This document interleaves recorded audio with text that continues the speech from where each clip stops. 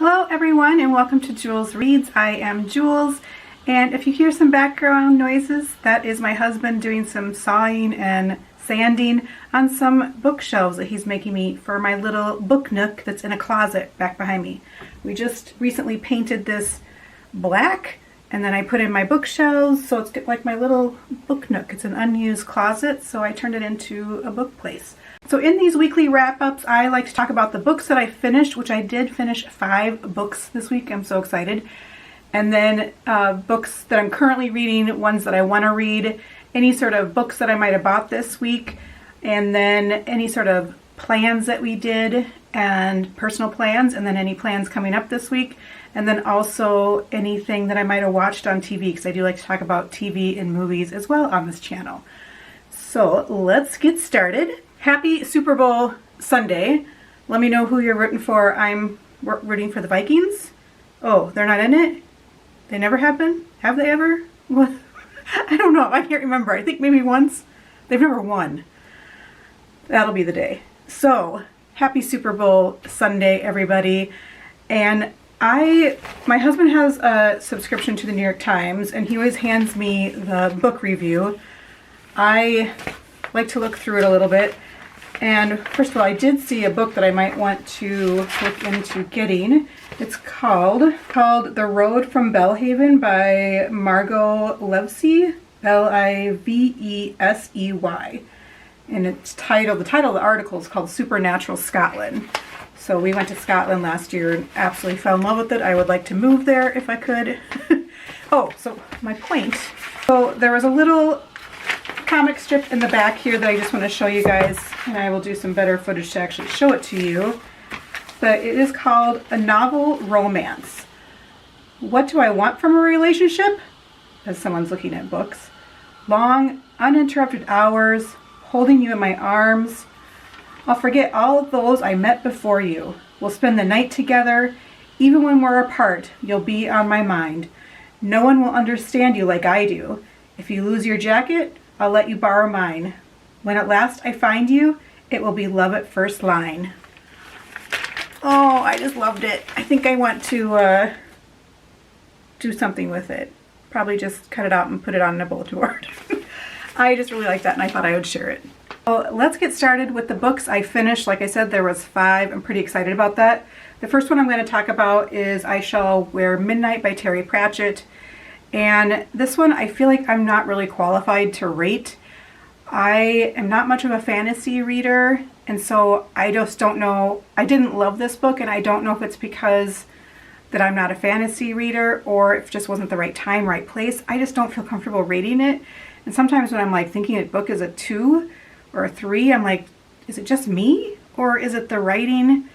And also I asked for this book for Christmas and not realizing that it's in the middle of a whole series. Well, I think this is the end of the Tiffany part of the series, but it's in his Discworld series, so it's a part of a whole series. But my husband was so generous and got it for me for Christmas, and it's a beautiful cover. He ordered it from Blackwell's in the UK. I really love it. And this is about Tiffany. She is a witch who she doesn't really have magical wand, sparkly magic. Her magical ability is helping the needy and the kind of sickly or wounded. And it's about her kind of going on a journey and encountering some dark things and getting help from her allies. There is some great humor in this. I did really appreciate the humor. I really liked that. And I'm still trying to figure out my relationship to fantasy in my reading journey.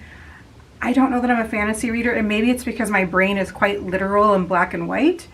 And so I don't know that fantasy, I can escape the reality and put myself in that world. I'm not sure why I'm not a huge fantasy. I do want to continue to try.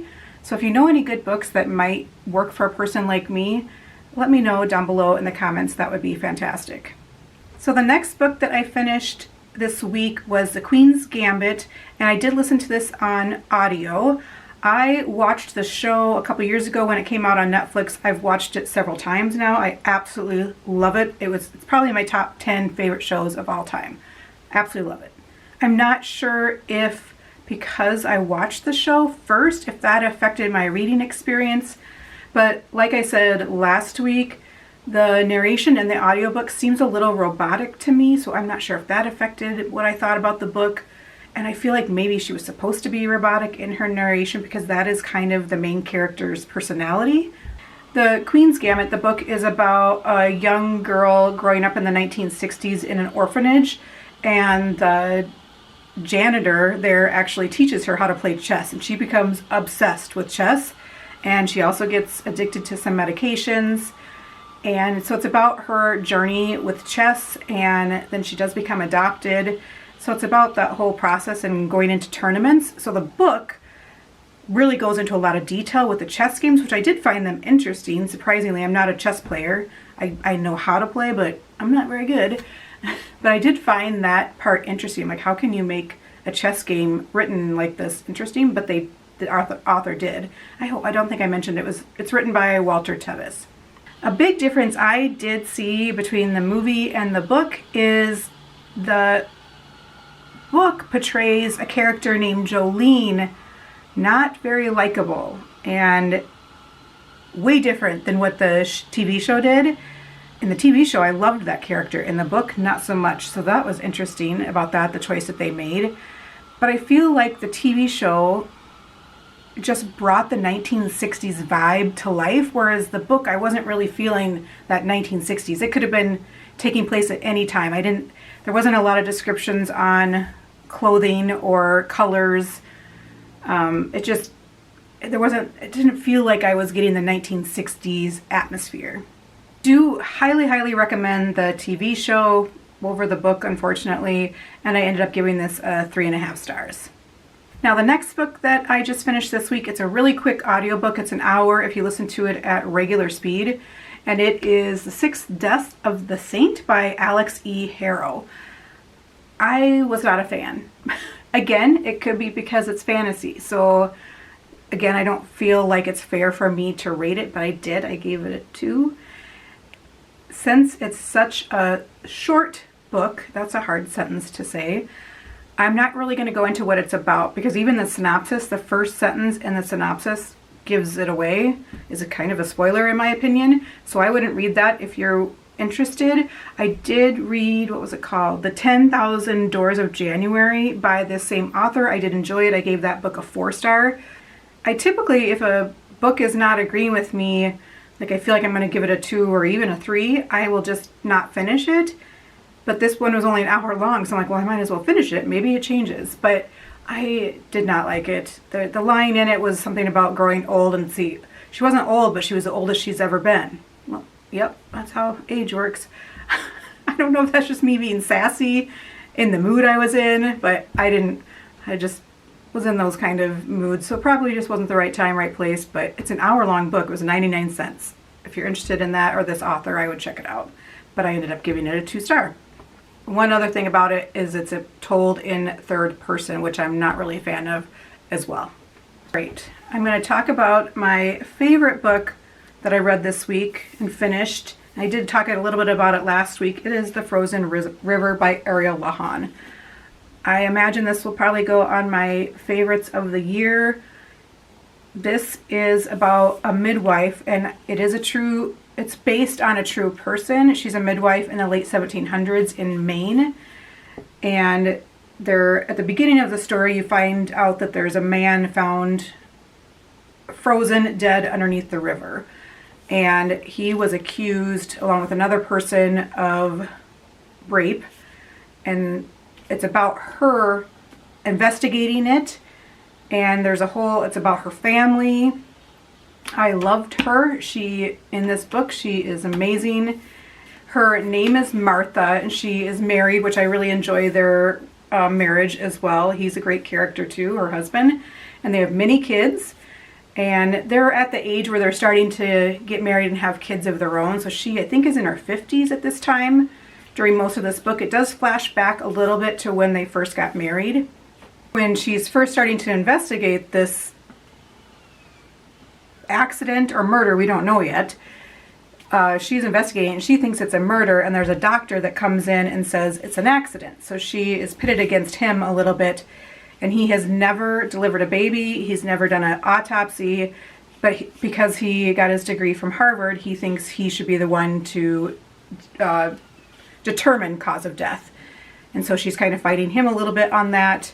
And then as well as he's trying to become the delivery doctor, and she's been the midwife for thousands of babies and never had a mother die. So it is definitely a feminist book. This book is based on her journals, the journals of Martha. And being an avid journaler myself, that part really warmed my heart. There's journal entries in here, which I just loved. So I love that aspect of the book. This book just reminded me of the women that have come before me to fight for women's equality.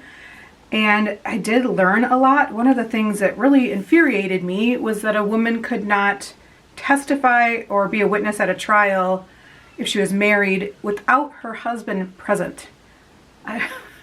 And I was talking to my husband about it, and he's like, yes, that's true. It's just unreal. I cannot imagine. So I just really appreciate the women that have come before me to fight for women's rights. I really enjoyed reading it this time of year. I live in Minnesota. It is winter time, although we do not have any snow on the ground, which is really crazy. Last year we had about 70 inches, I believe, at this time. But I did like reading this in the winter. As you can tell, it's a winter scene here. And if you finish this book at the end, make sure you read the author's note, because there's just some very important information about the real Martha and how she went into writing this book. I loved it. It's my favorite book I think I've read so far this year, and definitely is going to be on my favorites of the year. I love this book. I give it 5 stars, 6 if I could. The next book I finished this week is Like Water for Chocolate by Laura Esquivel, and this is about an all-female family in Mexico at the turn of the 20th century. And I really liked the format this book was written in. Each chapter is a month, so January, February, March, and each chapter starts with a recipe. So I loved that concept and the flow of the book. It was really easy read. It's a pretty short read, and this is a really loved book. I thought it was okay. I gave it 3.5 stars, and the main character is named Tita, and she is forbidden from marrying because she has to take care of her mother, who is really an unlikable, evil character. But you do learn in the book later on why she is like how she is. And so it's about Tita. She loves somebody, but she cannot go down that path because she's forbidden from marrying. I was not a fan of her love interest, so that was what had me not really sure about the path this book was going down. But many people like this, and I believe if I would have read this 20 years ago, I probably would have loved it. There is a movie I do want to watch on one of those streaming services. I do want to watch. It is in Spanish, but I would love to check that out. I think it was in the early 90s that came out, so that would be fun to watch. Because there is some things in here I'm like, oh, how would they do that? But that would be fun to watch. There we go. That is Like Water for Chocolate. All right, so books that I am currently reading. I just finished up Like Water for Chocolate this morning. So the only thing I've gotten into so far is on audio was All Systems Red by Martha Wells. I think I'm just a couple chapters in. It is a really short book. I think it's a 3.5 hour audiobook on normal speed. I am liking it. Something about it is reminding me of Project Hail Mary by Andy Weir, but then also Ready Player One. So I don't know if there's anything to that. It's just something about the way it's written so far. But I can't speak too much about it just because I'm not that far into it. And then the books that I want to get into this week, I have 3. So for my book haul, I didn't buy any books this week, but my friend lent me a book that she picked it up, I think on Thursday, bought it on Thursday, read it in a day, and now lent it to me to read. And that is The Women by Kristin Hannah. Hannah, I'm not sure how you say that. But I have read 2 or 3 of her other books that I really did enjoy. This is about women serving in Vietnam. and I'm really excited. She said she could not put it down, and I'm excited to read that this week. Hopefully I have the same experience that she did. Then I'm going to start And Then There Were None by Agatha Christie. This is a short little mass paperback version. It's so cute. I just love it. I got this with my book club gals. This is for we're reading this month for book club, and like 3 of us got it at a bookstore that we went to. It's so cute, and this writing, the text size is not too small for my old eyes. I'm excited to start that. And then a series I want to start on this channel is, because I do love movies and TV so much, I want to start reading a book, then watching the movie or TV and comparing a little bit, maybe within a vlog or something, or within these videos. I'm not sure yet, but I do want to watch the movie after I read this. So I am going to read that this week. And the next book I'm going to start is Wool by Hugh Howey. And this, I've already watched the TV show, Silo. I absolutely love it. I've watched it a couple times, so hopefully I don't have the same experience I did with Queen's Gambit. And I'm going to do this one on audio while I'm reading it. So it can be one of those later at night when my eyes are tired that I can just listen to it, but also read along. So I'm kind of retaining more because I am such a fan of the show. I don't normally like the adaptation covers, but it was the only one that was available when I had to have it. And I got to thinking, is like, especially if I've watched it and I love it, why not give them a little bit of props? But the show is what drew me to the book. I have heard great things about this book, so I'm excited to get into that. As far as what we did this week, I really didn't do anything. I've been super sick. I am sick right now, still recovering. It's been over a week. It's crazy. It's not COVID. I took some tests, but it's just a virus of some sort. My husband had it as well. He is doing a little better than I am, so that's good. I feel like I'm going uphill, but every night is kind of a rough night, and I wake up in the morning not feeling so great. In the afternoons, I feel a lot better. We hope to play trivia tomorrow night. We like to play that on Monday nights. And then it's Valentine's Day. Obviously, the Super Bowl tonight, I don't know that I'm going to watch or not. I don't think I really watched last year. I did watch the halftime show, which I loved. But I'm not really sure if I'm going to watch that much. I do like the commercials, but you can always watch those the next day on YouTube or somewhere else. But I'm sad that the Vikings didn't do well this year. So this might be kind of a long video, so I'm going to quickly go through what I watched. I watched both the first and the second Quiet Place movies. And I was homesick all this week. I did work from home most of the week, but I was sick all week, so I read a lot, which was nice, and then I watched a lot of TV. We didn't go out or do anything. I think like Friday was the first day I left the house in a week. So I watched both those movies. I really like those movies. I'm looking forward to the next movie coming out. They are horror movies, but not horror as in slasher, just horror as in scary. There are some jump scares, but it's also really good writing, I think, and I enjoy them. The next thing that I watched that is new to me is Criminal Minds. I keep trying to say Criminal Minds. Criminal Record, and it is on Apple TV. And this is a British TV show about 2 detectives, and there is pretty big mystery in it. It's not finished yet, so I'm looking forward to completing it. I think I have 2 more to watch, or I think 1 is out that I haven't watched yet, and 1 more is coming out. So I watched that, and I really, really like that. And then True Detective, man, if you loved the first season of True Detective, I think you would love this season. It is reminding me of the first season and why everyone fell in love with True Detective, and I'm loving it. It is dark and gritty and almost disturbing in some ways, but I really enjoy it, and Jodie Foster is amazing in it, as well as her co-actor as well. And then I have 2 more shows to talk about. I've watched a lot this week. Fargo, we watched the first 3 episodes of the new season. I believe we watched the first season, and then we haven't watched any other of the seasons, I don't think. And then I had to watch this season because it's Jon Hamm. I am a huge Mad Men fan and a Jon Hamm fan. So we watched that. We aren't sure what we're thinking right now. I think I'm liking it more than my husband is. And we're on the third episode, or we finished 3, and my friend is telling me that it does pick up and it does get even better. So hopefully we'll like it, but we started that. And then the other thing that we watched last night, 3.5-hour movie, Killers of the Flower Moon. It is free right now on Apple TV, and we really liked it.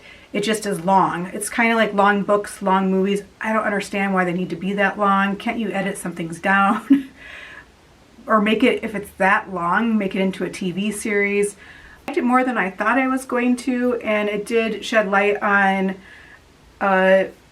history of the part of history of the United States that I was not that familiar with, so I liked it for that fact as well.